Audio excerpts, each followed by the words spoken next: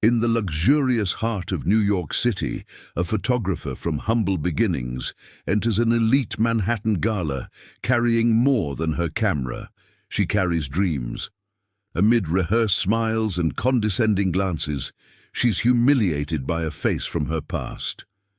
But a stranger with an intense gaze interrupts the scene, changing the course of the night with just one sentence.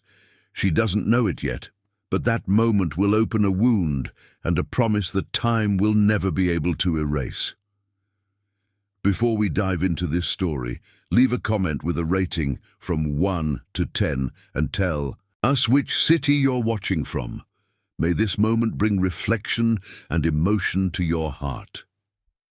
The New York night air carried the scent of expensive perfume and ambition as Chloe Adams adjusted the lens of her camera one last time.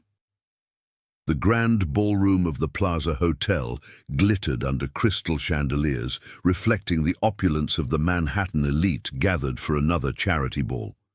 She took a deep breath, feeling the fabric of her simple black silk dress move as she walked between clusters of investment bankers and their wives, all draped in European couture and jewels worth more than her entire apartment. Her fingers trembled imperceptibly as she pressed the shutter, not from technical nerves, but from the sharp awareness that she didn't belong in this gilded world. Before we dive into this story, leave a comment with a rating from 1 to 10 and tell us which city you're watching from. May this moment bring reflection and emotion to your heart. Conversations flowed in polished Ivy League English, creating a symphony of power that echoed off the marble walls. Chloe moved like an elegant shadow, capturing calculated smiles and diplomatic embraces through her lens. The daughter of a small deli owner from Bushwick, Brooklyn, she had built her reputation shooting local weddings and family events, but tonight was a leap that could change her life or confirm her status as a permanent outsider. The invitation had been a surprise, to photograph an event hosted by the Reed Foundation for Women's Education. The fee would cover 3 months' rent, but it was the access to this circle that truly mattered. She knew a single photo published in Vogue could open doors that her years of hard work hadn't yet managed. Between discreet flashes and careful movements, Chloe noticed the looks, some curious, others condescending. Her professional camera and confident posture contrasted with her modest origins, which she couldn't, and didn't want to, completely hide. Her simple, though elegant dress and lack of extravagant jewelry marked her as someone from outside this old money aristocracy. It was while she was trying to capture a group of investors near the panoramic windows overlooking Central Park that she saw him. Across the room, a man was watching her with unnerving intensity. His tuxedo was impeccable, but there was something in his posture that set him apart from the rest. A quiet authority, a magnetism that seemed to pull the attention of everyone around him without him needing to move or speak. Chloe quickly looked away, pretending to adjust her camera settings, but she felt the weight of his stare like a physical touch. Her fingers found the simple necklace she always wore, a gift from her grandmother, and she touched it briefly, seeking an anchor in its familiarity. The night took an unexpected turn when a familiar voice cut through her thoughts like a blade. Kevin Miller, the man who 2 years earlier had promised to bring her into his marketing agency, only to ghost her when a better opportunity came up in Chicago, approached with a smirk that didn't reach his eyes. "Chloe, what a surprise seeing you here," he said, his voice carrying an irony she knew all too well. Beside him, a young, perfectly made-up woman watched him with obvious adoration. "Still freelancing? I figured you would have leveled up by now." The comment was loud enough for a few people to turn, creating a small audience for her humiliation. Chloe felt the heat rise in her neck, but she held her composure, gripping her camera tighter. "Freelancing lets me choose my clients," she replied, her voice steady despite the turmoil inside. Kevin laughed, a sound she remembered all too well. "Always so proud. Still living in that same apartment in Astoria. I guess gigs like this don't pay very well. His words echoed in the small circle that had formed, and Chloe felt herself shrinking with every second. The humiliation was palpable, burning hotter than the summer sun on asphalt. She opened her mouth to retort, but the words were lost when a shadow fell beside her. "Pardon the interruption," said a deep voice. The man who had been watching her had approached silently and now stood beside her, his presence completely altering the dynamic of the moment. "Chloe, are you ready for our session?" She looked at him, surprised, but something in his eyes, a mix of command and kindness, made her nod instinctively. Kevin, who moments before had been oozing arrogant confidence, now looked small next to the imposing figure of the stranger. "I'm Oliver Reed," he introduced himself with a subtle nod to Kevin, who visibly paled at the name. "And I believe we have a lot of work to do." The name Reed echoed through the group like a wave of recognition and deference. Even Chloe, despite her limited knowledge of the highest circles of power, recognized the weight of that name. The Reed family controlled one of the largest private equity firms in the country, with interests stretching from Europe to Southeast Asia. Oliver extended his arm slightly, a subtle but clear gesture for her to join him. Chloe hesitated for a fraction of a second before accepting, feeling the respectful but firm touch of his hand on her arm. Together, they moved away from the tense circle, leaving Kevin with his arrogance completely deflated. "You didn't have to do that," she murmured when they were far enough away, her voice low but filled with gratitude. "I can't stand unnecessary rudeness," he replied simply, his dark eyes meeting hers for a moment that seemed to stretch beyond time. "Especially towards someone who clearly has more talent than that man ever will." There was something in Oliver's voice that both calmed and unsettled her. A natural confidence that didn't need to be announced, a kindness that contrasted with the authority in his bearing. Chloe felt her heart race, but she couldn't tell if it was from the relief of being saved from humiliation, or from something deeper that was beginning to blossom. "Would you care to dance?" he asked as a slow song began to play, his voice carrying a respectful formality, but also a warmth that surprised her. She nodded, and as he led her to the dance floor, Chloe felt as if the rest of the ballroom had faded away. There was something in the way he moved, the way he guided her without overpowering her, that spoke of a man used to being in command, but who chose to protect rather than control. The dance was brief but intense, each movement a silent conversation between two worlds that were touching for the first time. When the music ended and they stepped apart, Chloe knew something fundamental had shifted. Oliver's gaze held a depth she hadn't expected to find, and hers, for the first time in a long time, couldn't hide. "Perhaps we can talk later," he said softly. "About work, of course." She nodded, knowing instinctively that nothing about this encounter would be just about work. As he moved away to greet other guests, Chloe stood still for a moment, feeling that her life had just taken an entirely new direction. 3 days later, Chloe's phone buzzed with a message that would change everything. The number was unknown, but the invitation was clear. A proposal to document a series of business meetings over the next 2 months. The fee mentioned made her pause. It was too generous to be real. When she called back, the polite voice of an executive assistant confirmed. Oliver Reed had personally requested her services. Their first meeting took place at the impressive headquarters of Reed Global Holdings, a glass and steel tower that sliced through the Manhattan skyline like a gleaming blade. Chloe passed through multiple security checkpoints, feeling both impressed and intimidated by the grandeur of the place. Executives of different nationalities strode down the hallways with purpose, speaking in English, Mandarin, and German into Bluetooth headsets while carrying tablets.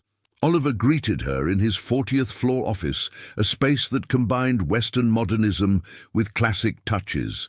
Antique maps of New York City hung on the walls, sharing space with financial charts on state-of-the-art screens.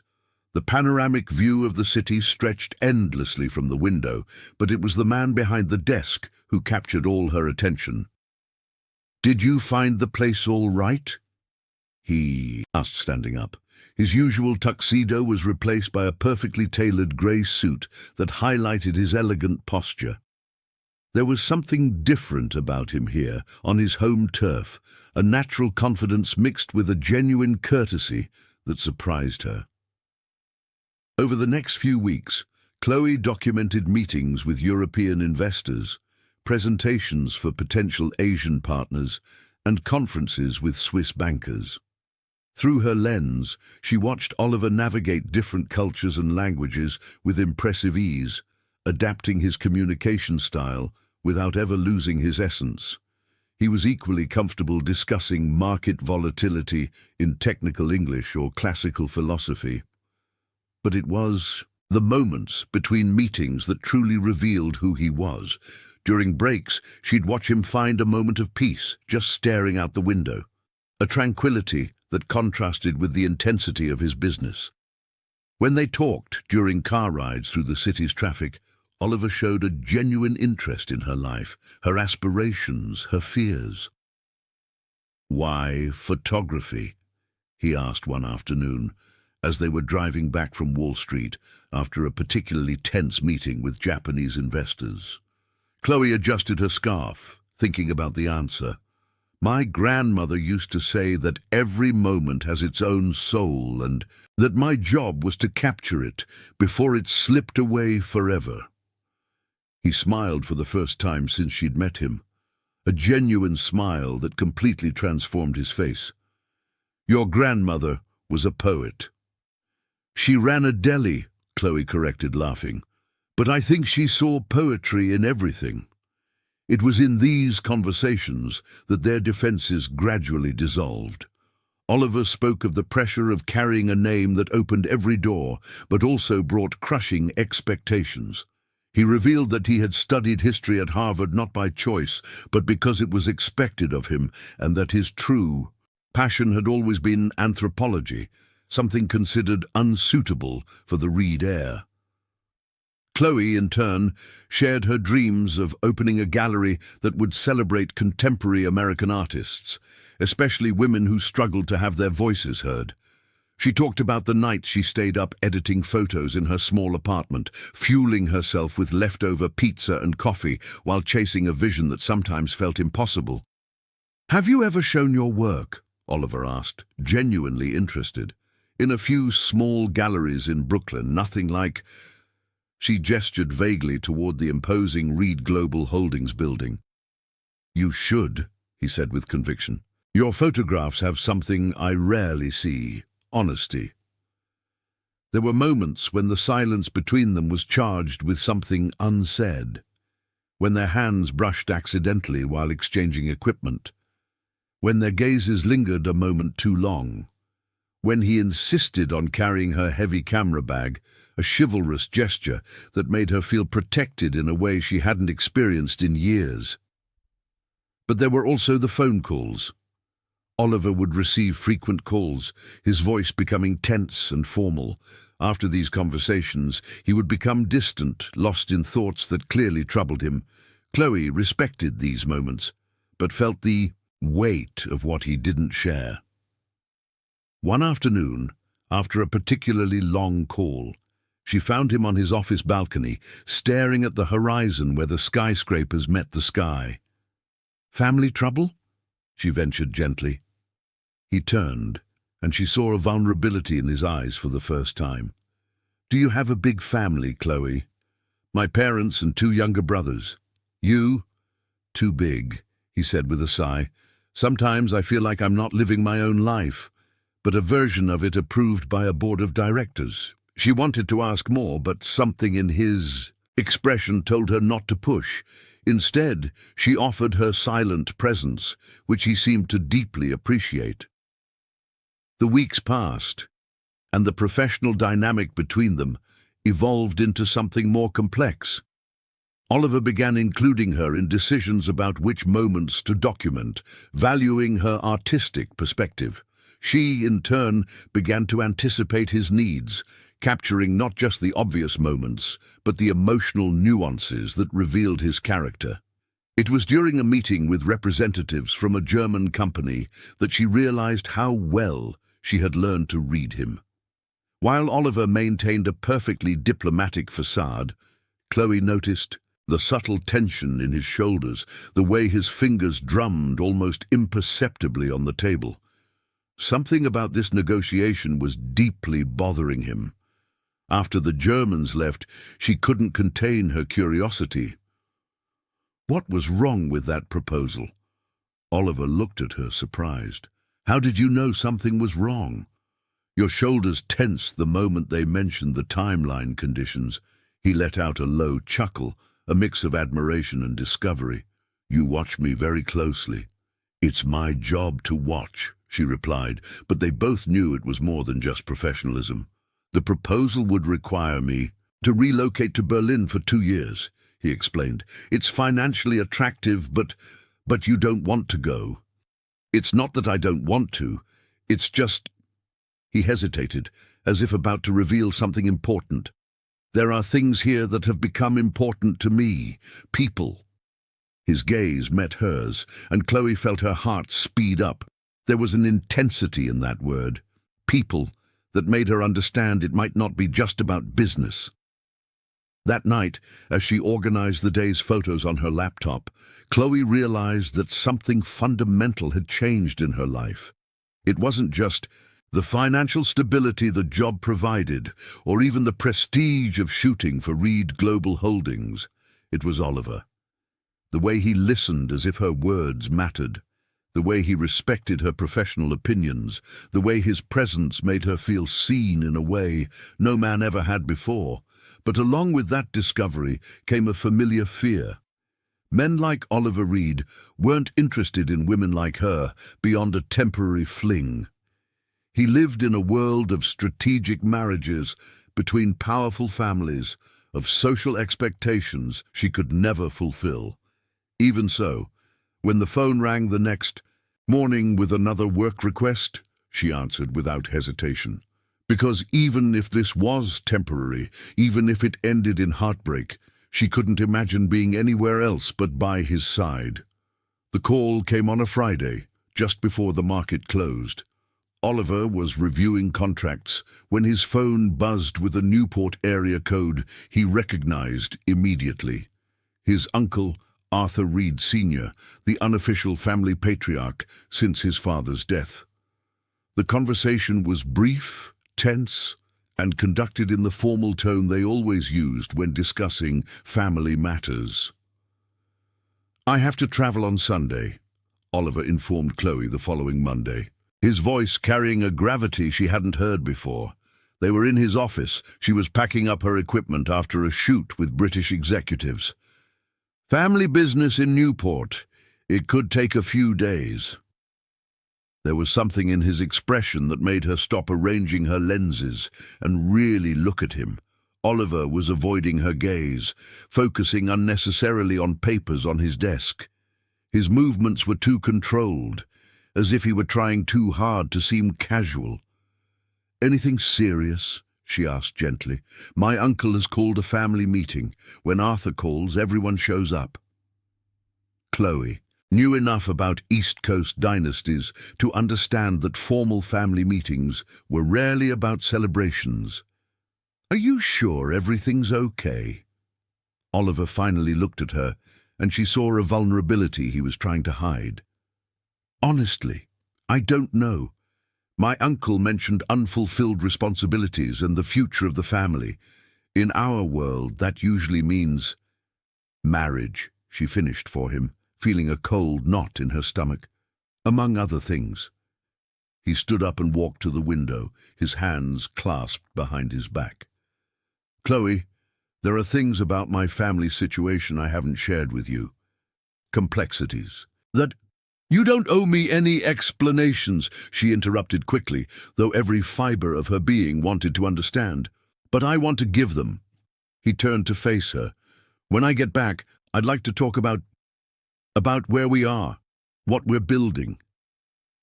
Oliver's trip stretched into 2 weeks. During that time, Chloe realized how much her life had reorganized itself around his presence. The days felt empty without the meetings to photograph, the conversations during car rides, the gazes that lingered longer than necessary. She tried to stay busy by taking smaller jobs, a wedding in the Hamptons, a graduation party in Connecticut, but her mind constantly returned to the worried expression on Oliver's face before he left. He called sporadically, brief conversations where his voice sounded distant and formal. During one of those calls, she heard voices in the background, older men speaking in clipped, authoritative tones. Oliver seemed to choose his words carefully, as if he knew he was being overheard. "How are things over there?" she asked one night when he called late. "Complicated," he admitted. "My family has specific expectations for my future. And timelines." "Timelines?" A long pause. "Chloe, when I get back, we need to talk seriously about what's possible and what isn't." The call ended, leaving her more anxious than before. There was a formality in his voice that hadn't been there before the trip, a distance that went beyond miles. When Oliver finally returned to New York, Chloe noticed immediate changes. He was thinner, there were stress lines around his eyes that weren't there before, and his natural energy seemed contained, as if he were constantly policing himself. During the first meeting after his return, a video conference with investors from Singapore, she noticed him checking his phone frequently, as if expecting important calls. "I need to talk to you," he said after the Singaporeans had disconnected. "Can we do dinner tonight? There's a great Lebanese place in the West Village."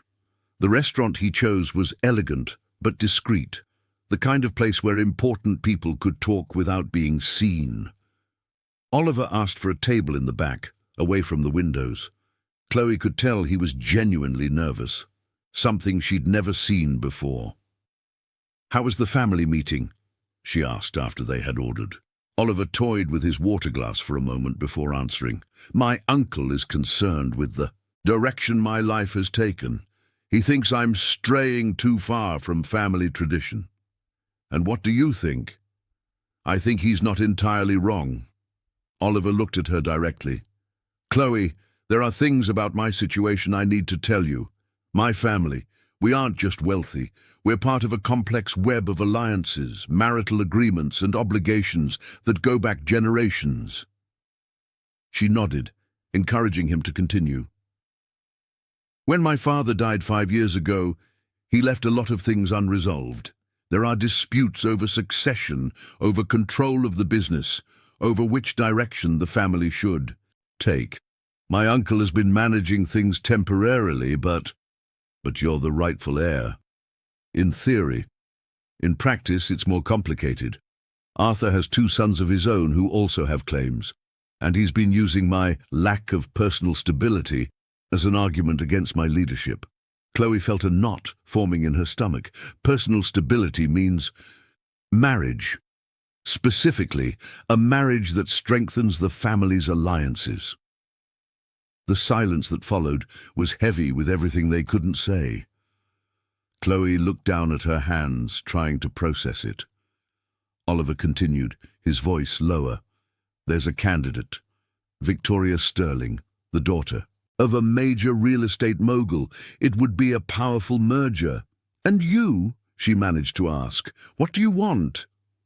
Oliver reached his hand across the table, almost touching hers, but pulled back at the last second. "Over the past few months, I've discovered what I want, but what I want and what I can have are 2 very different things." The implication in his words hit her like a punch. She was what he wanted, but not what he could have. The reality of the chasm between their worlds had never felt so insurmountable. "How much time do you have?" she asked, surprised at the steadiness of her own voice. My uncle gave me an ultimatum. If I'm not married by the end of the year, he'll start the legal process to transfer controlling shares to my cousin Fred. He has a solid legal case, especially if he can prove I'm not fulfilling my traditional responsibilities. And that's in 4 months? Chloe absorbed the information in silence. 4 months.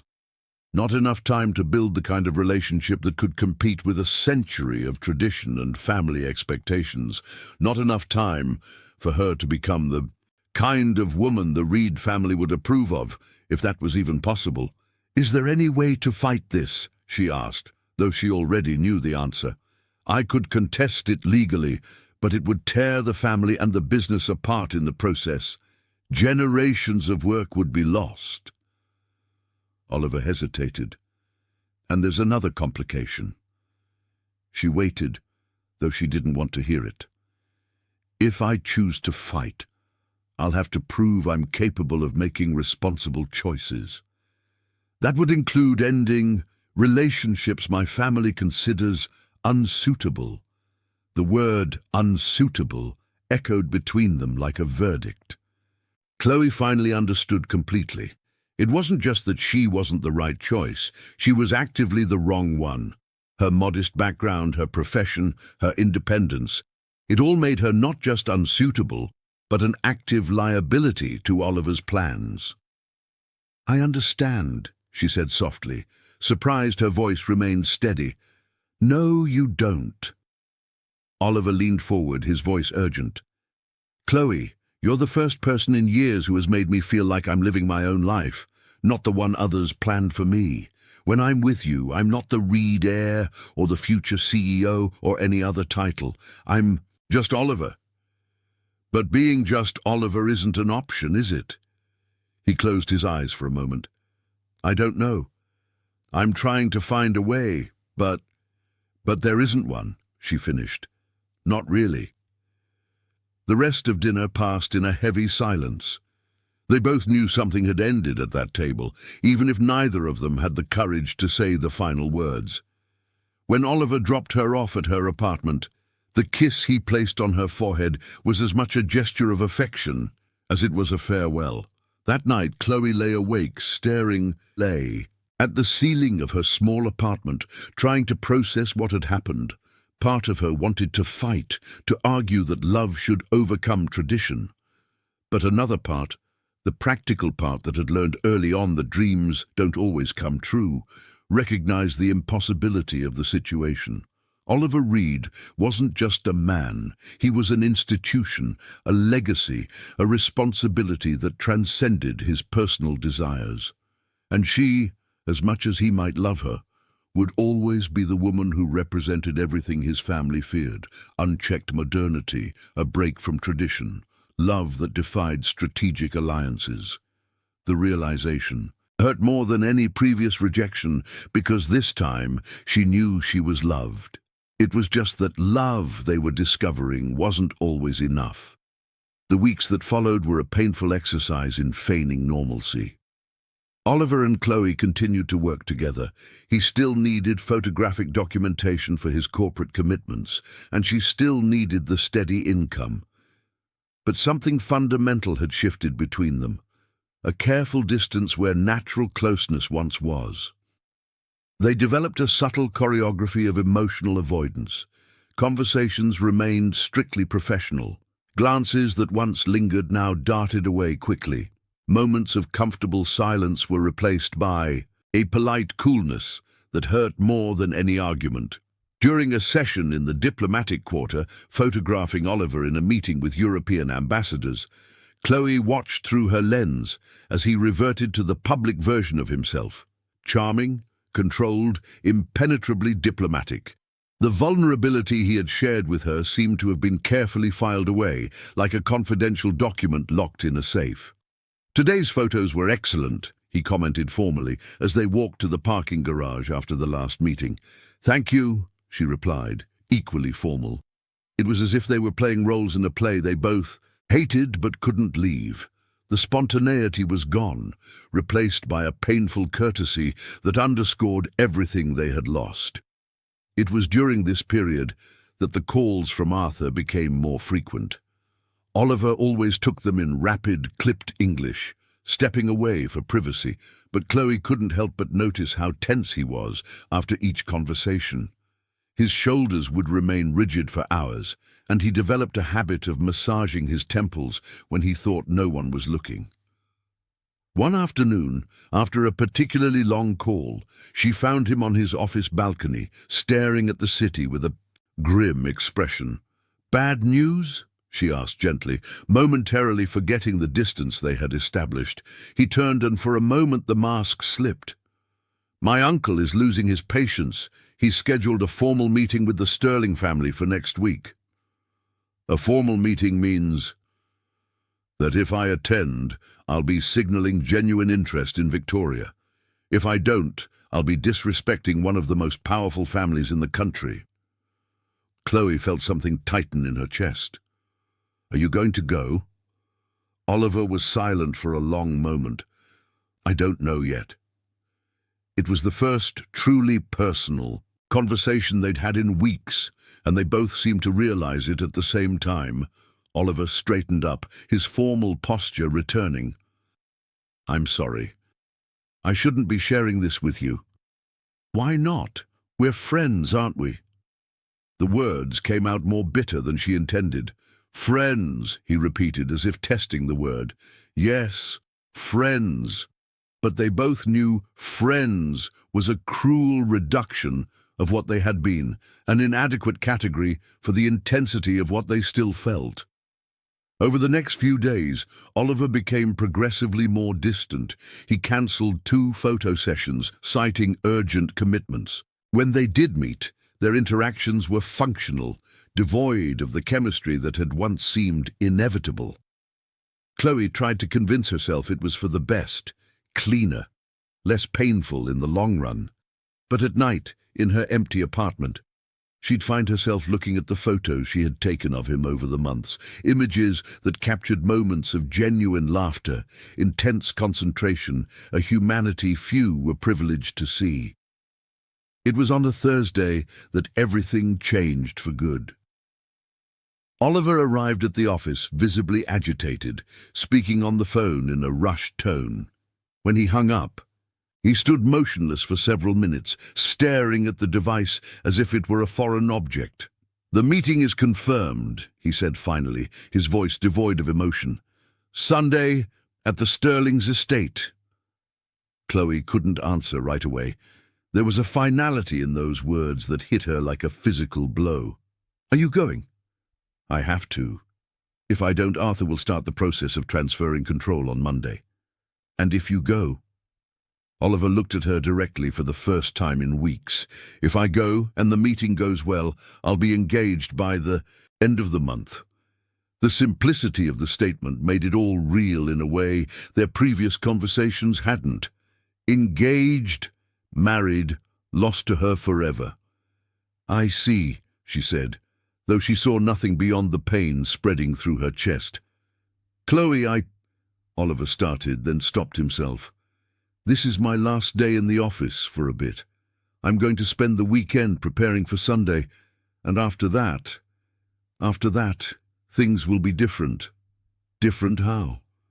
"If I get married, we can't work together anymore. It would be inappropriate."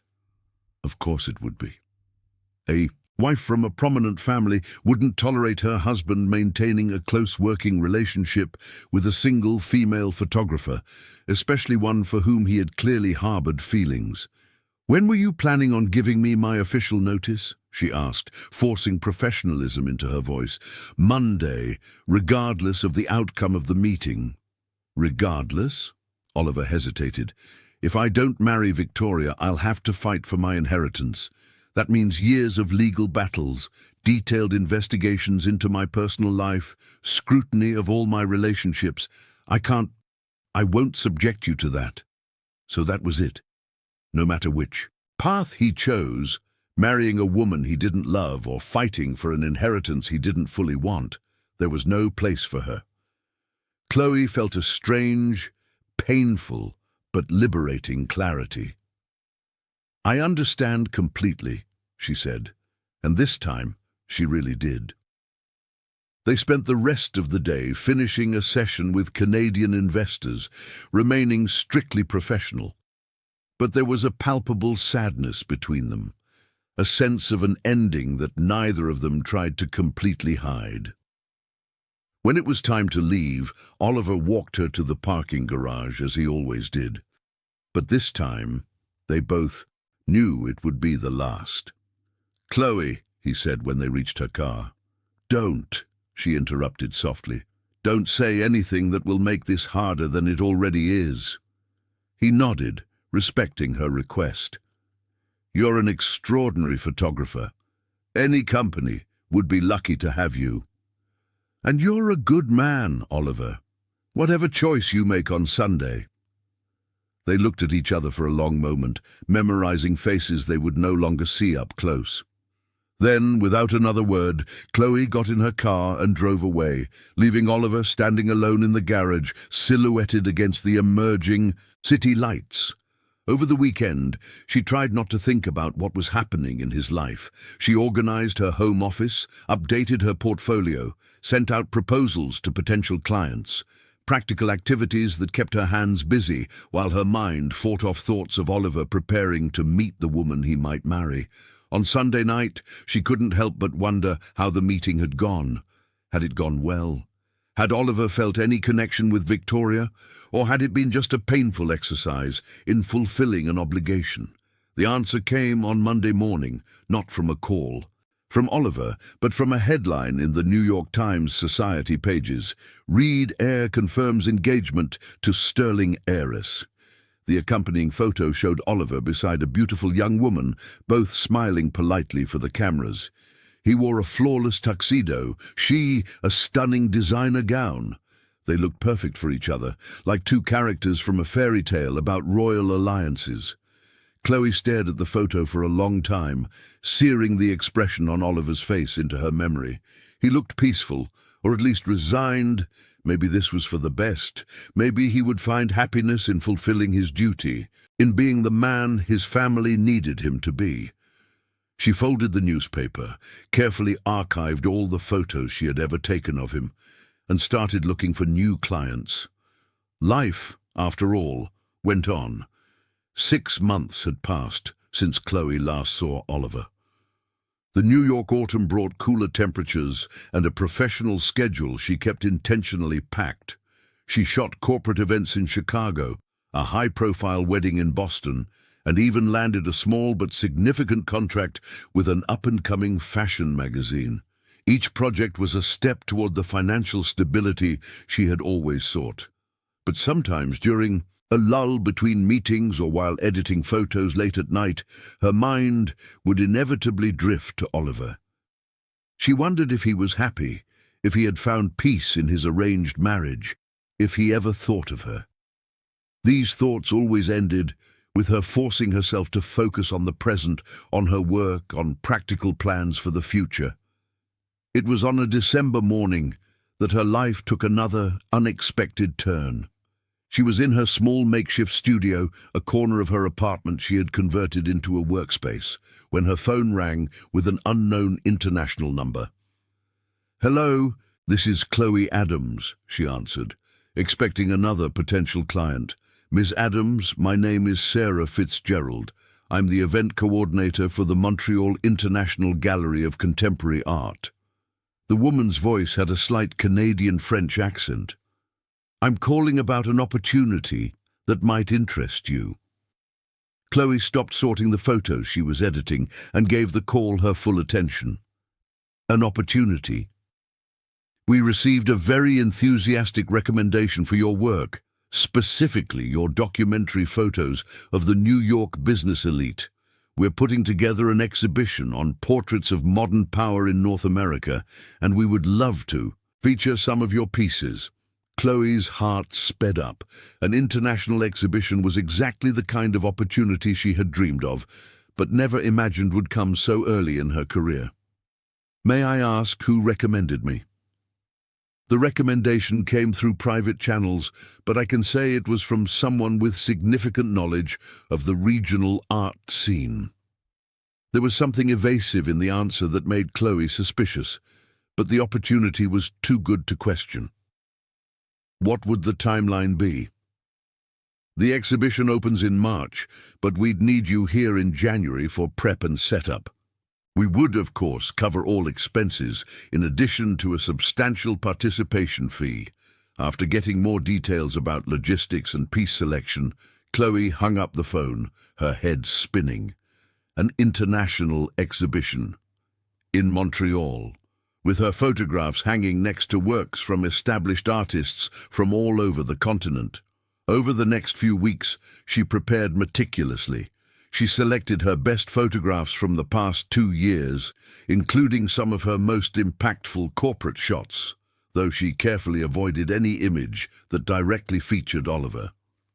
There was no need to complicate a professional opportunity with personal memories. The process of getting her work ready for international transport was bureaucratic but manageable. Chloe found herself excited in a way she hadn't felt in months. This was her chance to establish herself as more than a local photographer, to show she had the vision and skill to compete on an international stage. When she finally boarded the flight from LaGuardia to Montreal on a cold January morning, she carried not just her camera gear, but a renewed sense of purpose. Maybe life was finally heading in the right direction. Montreal surprised her with its cosmopolitan energy. The city blended centuries of history with a vibrant modernity in a way that felt both European and North American. The narrow streets of old Montreal buzzed with galleries, cafes, and a kind of artistic freedom she rarely saw at home. The International Gallery of Contemporary Art occupied a beautifully restored historic building in the heart of the city. When Chloe first stepped inside, she was blown away by the possibilities. High ceilings, professional lighting, and an atmosphere that respected both the art and the artists. Sarah Fitzgerald was a middle-aged woman with infectious energy and an impressive knowledge of the regional art scene. During their first meeting, she walked Chloe through the space, explaining the curatorial vision for the exhibit.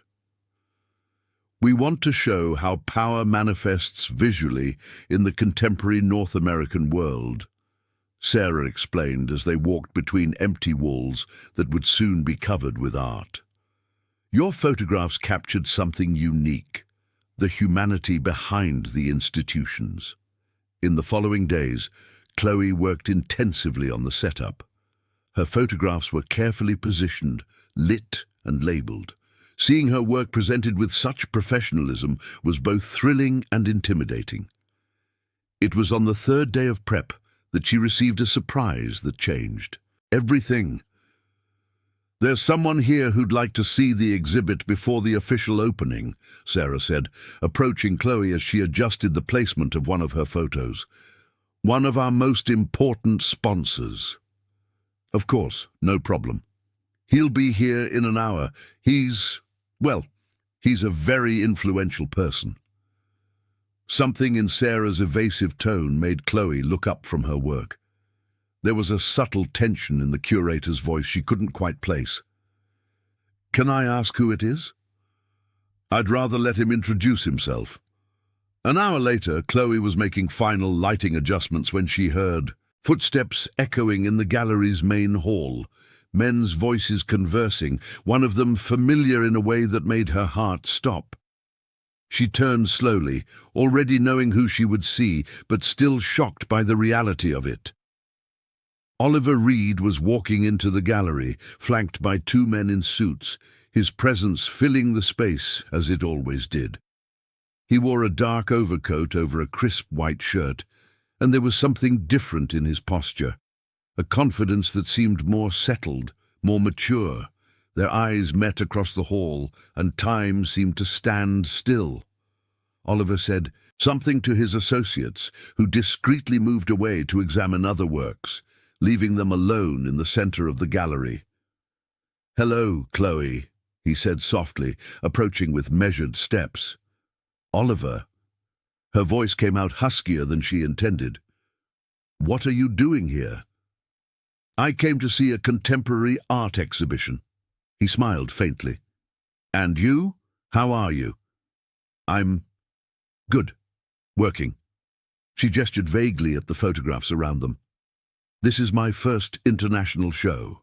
I know, the pieces are extraordinary, Chloe. You've always had an exceptional eye. There was something in the way he spoke, a warm familiarity, mixed with a careful formality that left her even more confused. How did you know about the exhibition? Oliver hesitated for a moment before answering. Let's just say I have an interest in regional art and I tend to follow promising work. His evasive answer, combined with Sarah's earlier one, began to form a suspicious pattern in her mind. Oliver, did you recommend my work for this show? He didn't answer immediately, instead walking over to one of her photographs, ironically, one she had taken at one of his corporate meetings, but edited so that he wasn't visible. It's a fascinating composition, he commented, studying the image. The way you captured the tension in the room, the nuances of power in their expressions. It's both artistic and documentary. You didn't answer my question. Oliver turned to face her, and there was a vulnerability in his eyes that she remembered well. If I had, would you have turned down the opportunity? The question caught her off guard. She wanted to say no, that she would never let pride interfere with a legitimate professional opportunity, but she wasn't sure if she'd be telling the truth. I don't know, she admitted. That's why the recommendation was anonymous. Your merits speak for themselves, Chloe. I just opened a door that you deserved to have opened. There was so much she wanted to ask about his life, his marriage, how he had orchestrated this. But before she could speak, Sarah approached with a diplomatic smile. Mr. Reed, I hope you're enjoying the preview. Extraordinary, as expected, Oliver replied formally. Ms. Adams is an exceptional artist. I completely agree. Her pieces have been generating a lot of early buzz. Chloe watched the polite exchange, sensing there were layers of communication she wasn't privy to. Oliver and Sarah were clearly familiar. Enough with each other for this kind of choreographed formality. Well, Sarah said after a moment, I'll leave you two to discuss the art. Mr. Reed, I'll be in my office if you need anything. And just like that, Chloe found herself alone with Oliver for the first time in months, surrounded by her own photographs in a Montreal gallery, trying to understand how her life had taken yet another unexpected turn. The silence between them stretched for a few seconds that felt like hours. Chloe studied Oliver's face, searching for signs of the changes 6 months might have brought. He looked leaner. There was a new seriousness in his eyes, but also something she couldn't name, an inner peace that hadn't been there the last time they saw each other. You're not wearing a wedding ring, she observed suddenly, the words tumbling out before she could stop them. Oliver glanced down at his own hands, a movement that confirmed her observation. No, I'm not. But the paper said you were engaged. The picture was real. So was the engagement. He turned to look at one of her photographs, avoiding direct eye contact. It lasted exactly 6 weeks. Chloe felt her heart pound. What happened? Victoria is an exceptional woman, smart, educated, perfectly suited for the role my family expected her to play. Oliver paused, his words carefully chosen. But she deserved more than a husband who was in love with someone else. The admission hung between them like a dangerous confession. Chloe didn't know how to respond, so she said nothing, waiting for him to continue. She was the one who broke it off. She said she didn't want to spend her life competing with a memory. Oliver finally looked at her. She was too wise to accept half of a heart. And your family, your uncle. A bitter smile crossed Oliver's face. Arthur was furious, of course. He initiated the legal proceedings exactly as he'd threatened. The last few months have been challenging. But you're here, in Montreal. I'm here because I finally found a solution no one had considered. Chloe waited, feeling she was on the verge of hearing something important. I sold my controlling stake in the company to my cousin Fred. He always wanted to run the family business, and I always questioned whether I wanted to carry that weight. Oliver walked to the gallery window, looking out at the bustling Montreal streets. I kept just enough equity to give me financial independence, but I freed myself from the operational obligations. And that's good? It's liberating. He turned to her, and for the first time since he'd arrived, he smiled genuinely. For the first time in my life, I can make choices based on what I want, not what's expected of me. Chloe processed the information, trying to grasp the implications. So, you're not the Reed heir anymore. I'm still a Reed, but I'm no longer a prisoner of the name. Oliver stepped closer. To her. That changes some fundamental things, Chloe. There was an intensity in his voice that made her take an instinctive step back. Not because she was afraid, but because she felt the old pull resurfacing and wasn't sure she was ready for it. Oliver, I don't know if you're angry with me for setting this up, he interrupted gently. I understand. It was presumptuous of me to assume you'd want to see me. I'm not angry, she said honestly. I'm confused. 6 months ago, you were marrying someone else. Now you show up here saying you've sold your family, empire, and that I never stopped thinking about you. The words came out low, almost a whisper, but they were loaded with an honesty that struck her right in the chest.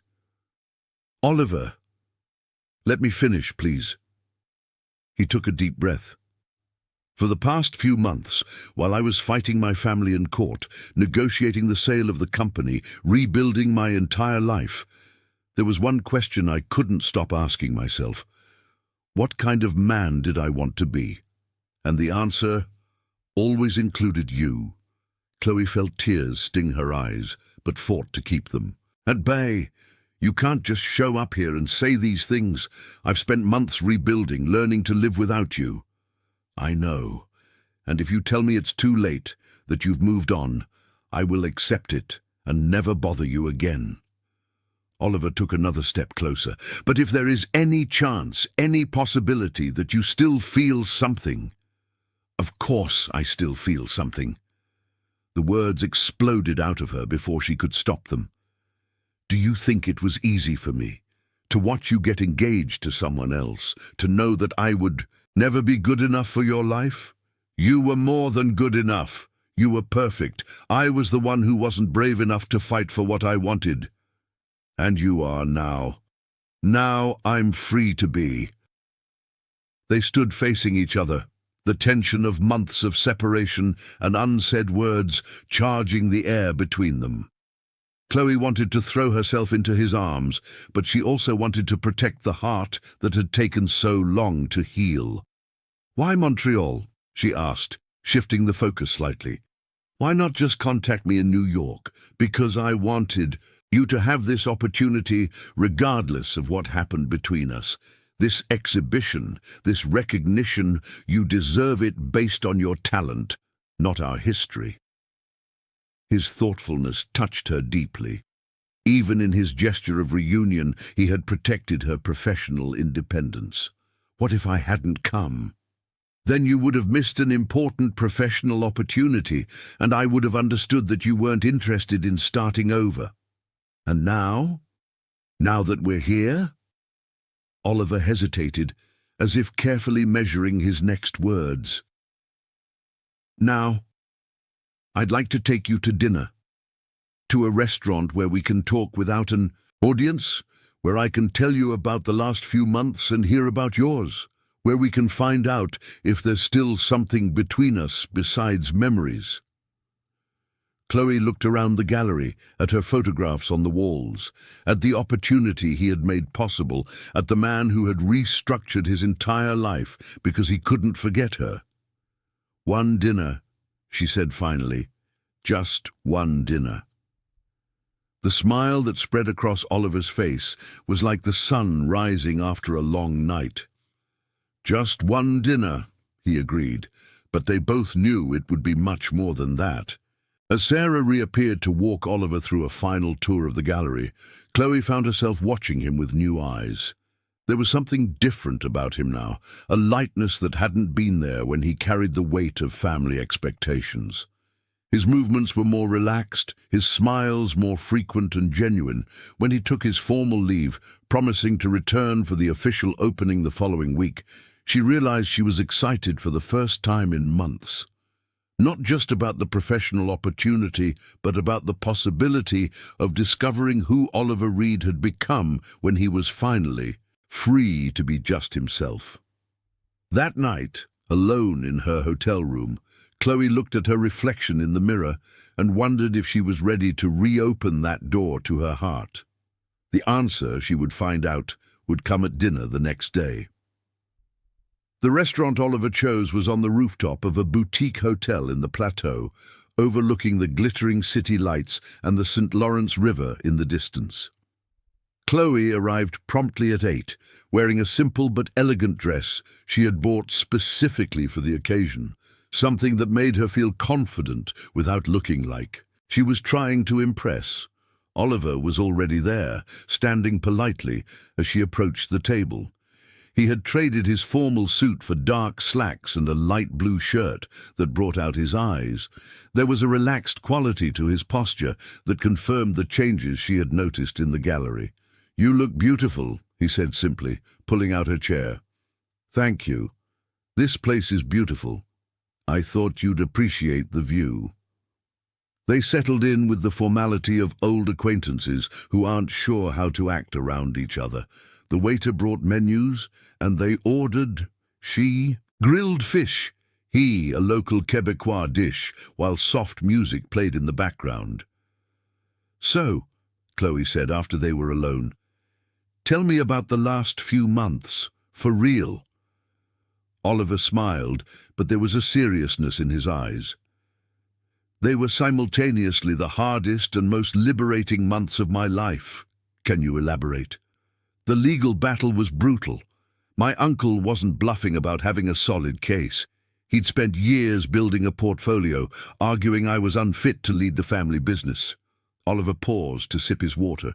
What really hurt wasn't the professional accusations, but the personal ones. Personal how? "He had my private life thoroughly investigated, hired PIs, interviewed people I'd worked with, socialized with." Oliver looked directly at her. "He found out about you." Chloe felt a chill. "And what did he do with that information?" "Used it as evidence that I'd lost focus on the family business, that I was getting involved with unsuitable people." The word unsuitable echoed between them like a slap. Chloe lowered her eyes to her plate. "I'm sorry you had to go through that because of me." "Don't!" Oliver's voice was firm. "Look at me, Chloe." She raised her eyes. "The only thing I'm sorry for is not having the courage to fight for you from the beginning. When Arthur used our relationship as a weapon against me, I realized I had reached a fundamental decision point." "What decision? To live the life they wanted for me, or to build the life I wanted for myself, and the life I want includes you, if you'll have me back." The waiter appeared with their food, momentarily breaking the tension. When they were alone again, Chloe toyed with her fork for a few moments before answering. "Oliver, you sold your inheritance. You fought with your family. You restructured your entire life. How do I know you won't regret it? How do I know you won't blame me when the novelty wears off?" It was a fair question, and he seemed to appreciate it. "Because for the first time in my life, I'm making a decision based on what I want, not what's expected of me. And because spending these months without you taught me what I truly value." "What do you value?" "Authenticity. The feeling of being seen for who I really am, not for the name I carry. The chance to build something based on mutual choice, not family obligation." Chloe ate in silence for a few minutes, processing his words, And what are you planning to do now, professionally? I'm starting an independent investment consulting firm, focused on tech startups in the region, something that lets me use my experience but follow my own vision. Oliver smiled. And you? What are your plans for the gallery? She was surprised he remembered a dream she had shared months ago. It's still a dream. But this exhibition is opening doors I didn't expect. Sarah mentioned interest from other regional curators. What kind of interest? The possibility of a traveling exhibition, maybe including work from other female photographers. That would be incredible, Chloe. You always said you wanted to create platforms for women artists. His familiarity with her professional goals touched her. Through all the months of separation, he had held on to not just romantic memories, but a genuine understanding of her dreams and ambitions. Oliver, she said softly, I need to tell you something about these past few months.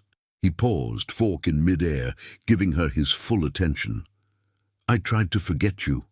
I tried to convince myself that what we had was just a fantasy, that men like you don't end up with women like me. And did you forget? No. But I learned something important.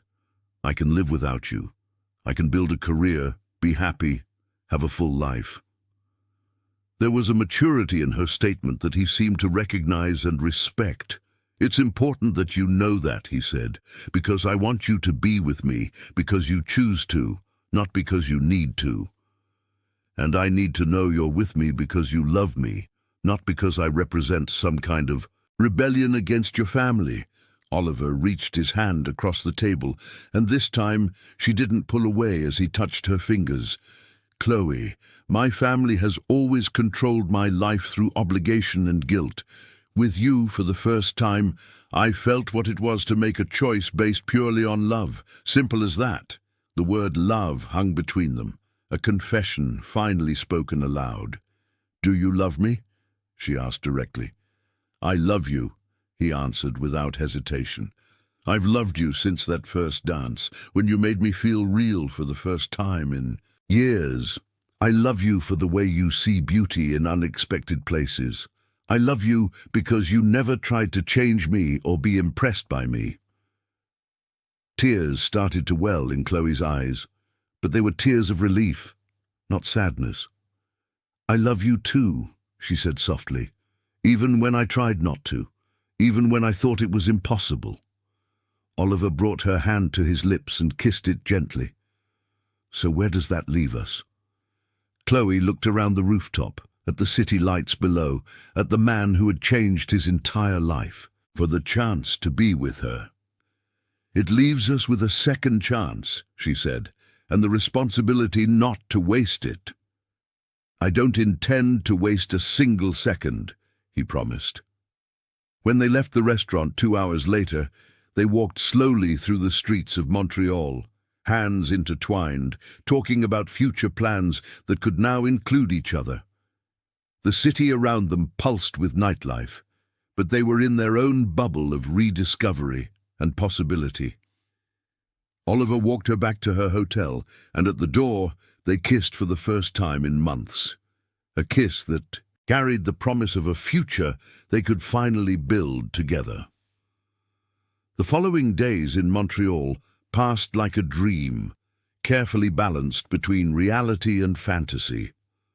Oliver stayed in the city, officially to explore investment opportunities in the region, but they both knew his presence was entirely about reconnecting with Chloe, far from the familiar eyes of New York. During the day, she worked on finalizing the exhibition, arranging last-minute details with Sarah and meeting with other participating artists. In the afternoons and evenings, she and Oliver explored Montreal together, walking the historic streets of the old port, visiting museums, sharing meals in small bistros where they could talk without interruption. There was a renewed ease between them, but also a careful deliberation. They were both aware that they weren't the same people who had fallen in love months ago. Oliver had fought a complex battle to free himself from family expectations, while Chloe had built an independence that hadn't existed before.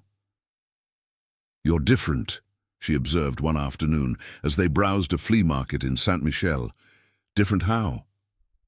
"Lighter, less burdened." Oliver stopped to examine some old books at one of the stalls. "It's amazing how much emotional energy I was spending carrying expectations that weren't even my own. Do you regret any of it?" "Only that it took me so long to make the right decisions." He turned to her. "You're different too." "Different how?" "More confident, more settled in who you are." Chloe considered it. "I think spending these months proving to myself that I could build a career on my own terms changed something fundamental. I don't need external validation in the same way." "Including my validation?" "Especially your validation." Oliver smiled. "That's good, that's very good." That night they had dinner at a small Armenian restaurant in the Villeray neighborhood, where the food was simple but delicious and the intimate atmosphere allowed for deep conversation. "I have a proposal for you," Oliver said after they ordered dessert. "What kind of proposal?" "A professional one, sort of." He hesitated, as if navigating delicate territory. "I'm setting up my investment consultancy, and one area I want to explore is media and digital art startups. Have you ever thought about expanding your photography into digital documentary work?" Chloe studied him, trying to understand where he was going with this. Digital documentary how? Photo series that tell stories, projects that explore, social issues through images, the kind of work that could have a social impact beyond just an artistic one. "That would be incredible, but also expensive to produce." "That's where the investment part comes in. I could fund projects that you develop independently with full creative freedom." Chloe felt a mix of excitement and concern. "Oliver, I don't want our personal relationship to get tangled up with professional matters." "Neither do I. That's why it would be structured like any other investment. Formal contracts, clear expectations, financial returns based on objective metrics." "Do you really think my work has commercial potential?" "I think your work has the potential for social change, and that kind of project attracts serious investment these days." There was a sincerity in his voice that convinced her he was speaking as an investor, not as a man in love trying to impress her. "Can I think about it?" "Of course. And I want you to consult other professionals, do your research. Don't make a decision based on your feelings for me." The maturity of his approach impressed her. The Oliver of months ago might have used his financial position to try and sway her. This Oliver was offering an opportunity while maintaining professional integrity. The official opening of the exhibition was on a Thursday night. The gallery was packed with a cosmopolitan mix of art collectors, critics, local artists, and expats. Chloe wore a simple but elegant black dress and felt a mix of nerves and confidence. Oliver arrived with a small group of acquaintances, other investors and entrepreneurs who had flown in for the opening. He behaved with appropriate professional distance in public, greeting her formally and commenting on her work in the polite tone of an interested arts patron. But when their eyes met occasionally, across the crowded room, there was an intimacy that spoke of everything they shared in private.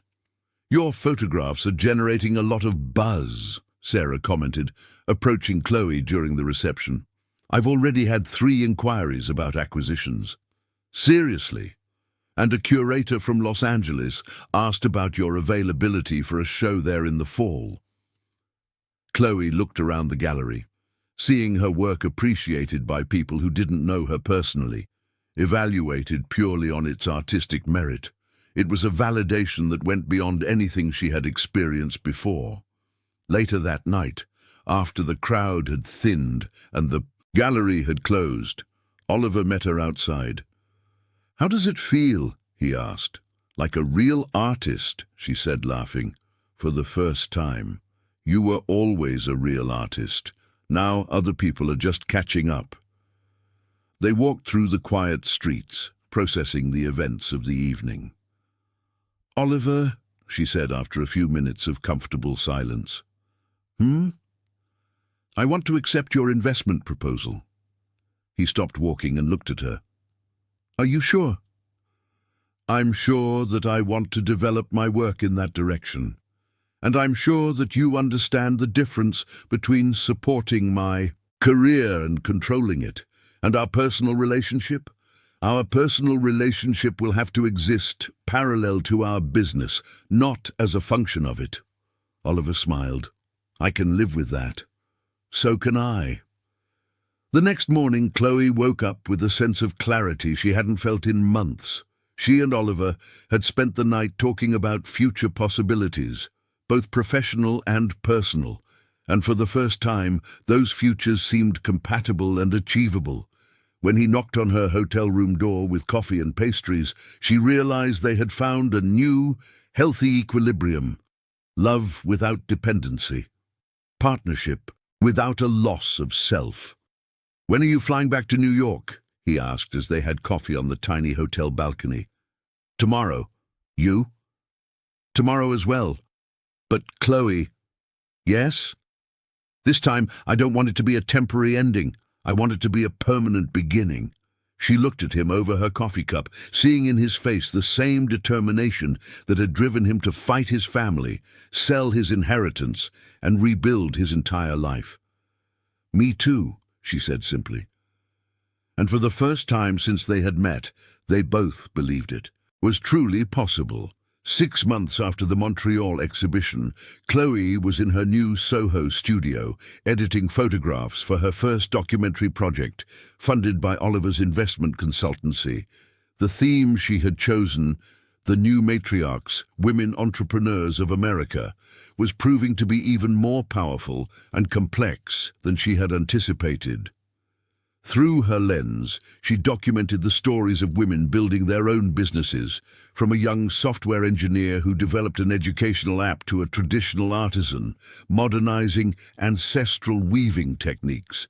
Each photo shoot became a deep dive into tradition and modernity, independence and community, personal dreams and social expectations.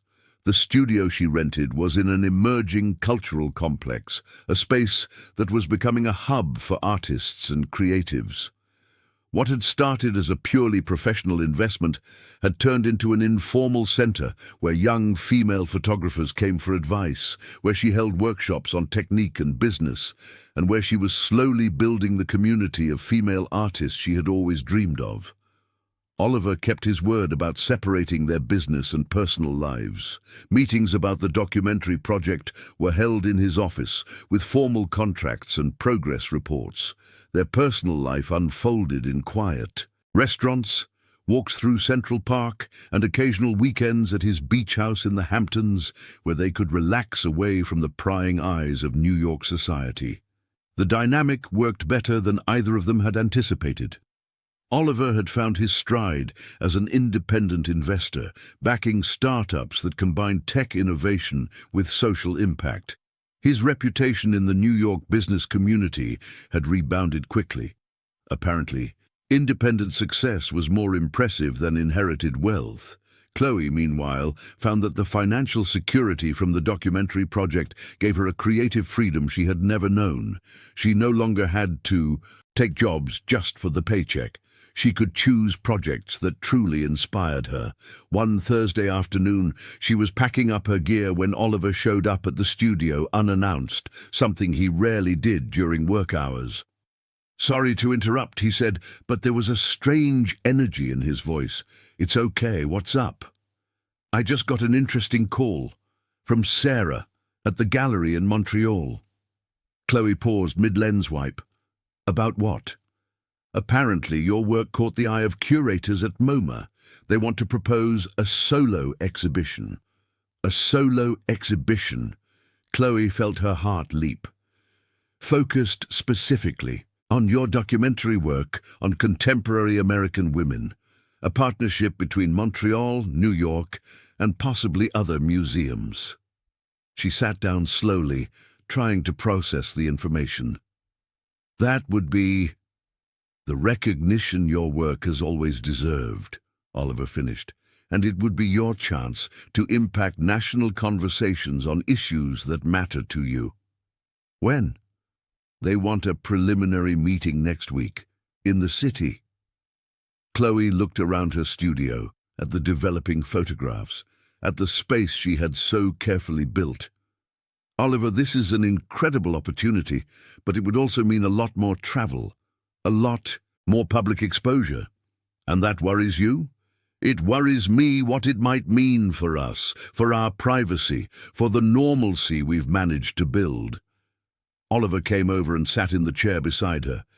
Chloe, when I met you, the first thing that struck me was your courage to pursue your work despite the obstacles. I'm not going to be the obstacle that makes you turn down an opportunity. But our relationship has already been through so much public scrutiny. And it survived. We survived. He took her hands. Besides, we're in different positions now. You're a regionally recognized artist. I'm an independent businessman. No one can question the legitimacy of our partnership. Our partnership? Professional and personal. Oliver hesitated for a moment. Actually, there's something I wanted to talk to you about on that front. Something in his tone made her pay full attention. Chloe, over the last few months, we've built something I didn't think was possible. A relationship based on mutual choice, mutual respect, and mutual support of our individual dreams. Yes, and I'd like to make it official. She looked at him, confused. Official? How? Oliver stood and walked to the studio window, looking out at the bustling street below. I want to marry you, Chloe, not because of family obligation or a strategic alliance, just because I love you and I want to build a life with you. The proposal caught her completely off guard. She had imagined this moment many times, but always in the context of external pressures and family complications. Now, offered freely by a man who had proven his choice through his actions, it felt both simple and monumentally significant. Oliver, you don't have to answer now. I just wanted you to know that this is what I want. Whenever you're ready. Chloe stood up and walked over to him. Can I ask you a question? Of course. How would it work? With your family, with tradition, with all the complications we talked about before? Oliver turned to face her. My family will have to either accept my choices or carry on without me. As for traditions, we'll honor the ones that make sense to us and create new ones where we need to. And if I take the MoMA show, and others that might come after? Then I'll support you through every single one, maybe even travel with you when I can, if you'd like the company. The simplicity of his answer, no drama, no ultimatums, touched her deeply. You know my answer is going to be yes, don't you? A slow smile spread across Oliver's face. I was hoping it would be, but I wasn't certain. Yes to the exhibition, and yes to the marriage. When he kissed her, Chloe felt they had finally arrived where they were always meant to be. Not as a result of forced compromises or external expectations, but as the free choice of two adults who had learned to love while respecting each other's independence. That night, they had dinner at his place for the first time in months, cooking together and planning a future that included international exhibitions, collaborative documentary projects, and maybe a small wedding ceremony that would celebrate love instead of political alliances. Are you happy? Oliver asked as they did the dishes. I'm whole, Chloe answered. There's a difference. What's the difference? Happiness depends on circumstances. Wholeness comes from knowing who you are and living a life that's true to it. Oliver stopped drying the plate he was holding and looked at her. And who are you? I'm Chloe Adams, a Documentary photographer, the future wife of the man who was brave enough to choose love over convenience, and a woman who learned that the best endings aren't the ones you find, but the ones you build. 2 years later, the exhibition Visual Voices, Contemporary American Women would travel to 8 countries, establishing Chloe as one of the most important documentary photographers of her generation. Oliver would sell his consultancy to an international firm and dedicate himself full-time to social impact projects. They would marry in a small but memorable ceremony in her own studio, surrounded by artist friends and entrepreneurs, who had learned that the most lasting relationships were built on a foundation of conscious choice and mature love. But that night, as they stood on his balcony overlooking the lights of Manhattan, neither of them was thinking about the future. They were completely present in the moment, 2 individuals who had found in each other not completion, but companionship for the journey of becoming the best versions of themselves. Hey everyone, we hope this story touched your heart. If you were moved, please hit that like button, subscribe to the channel, and tell us in the comments what resonated with you the most. We bring you real stories full of emotion and humanity every single day. Your voice is part of this universe. End of story.